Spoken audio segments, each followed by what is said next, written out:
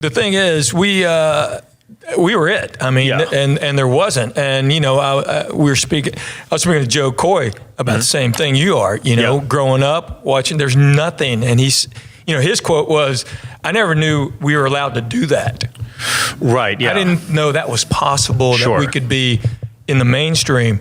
And I never thought about it. I was born in Knoxville, Tennessee, and I was the only Asian kid, so I was always used to being the only Asian person in a room. Right. And here I am doing stand-up, and I'm in Hollywood. I'm the only Asian person doing stand-up at the time. Which reminds me of one of my favorite jokes, and you did it in the 2006 special where you grew up and you're playing Army, and there was that joke, but you play Cowboys and Indians. Yeah. And you were always the cook. So,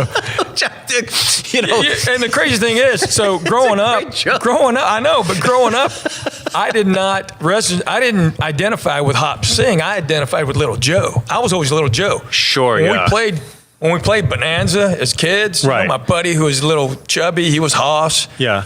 And the older guy was Lauren Green, Mr. Cartwright. I was always Little Joe. I was a Little Joe. I was the cool kid, the one with the swagger and quick with the draw. That was me growing up. And still are.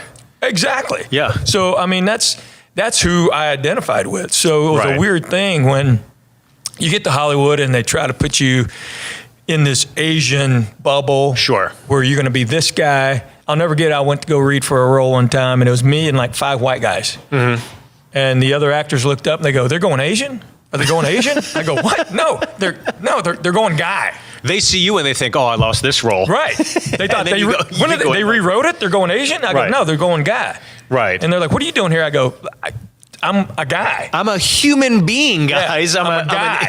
I'm a guy, yeah. So I just went in and read it like a guy and stuff like that. So that was the weird thing about doing what I did back then.